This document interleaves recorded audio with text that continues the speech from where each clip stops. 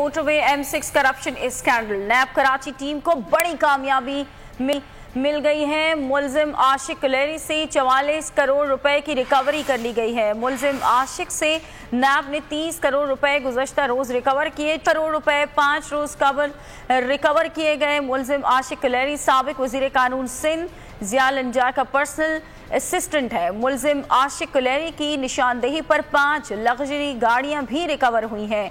गाड़ियों की कीमत करोड़ों रुपए बताई जा रही है। आशिक कुलैरी की गिरफ्तारी पर पीपल्स पार्टी रहनुमा ज़िया लंजार का भी मौक़िफ़ सामने आया। कहते हैं कि आशिक कुलैरी से उनका कोई ताल्लुक नहीं।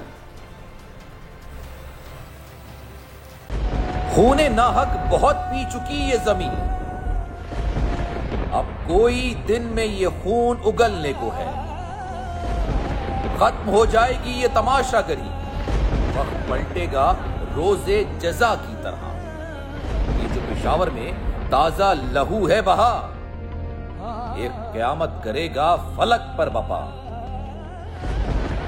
गम की सलमनाक घड़ी में बोल सानिया पेशावर में शहीद होने वालों के लवाहिकीन के साथ। सब्सक्राइब करें और बेल दबाएं ताकि कोई खबर रह न जाए।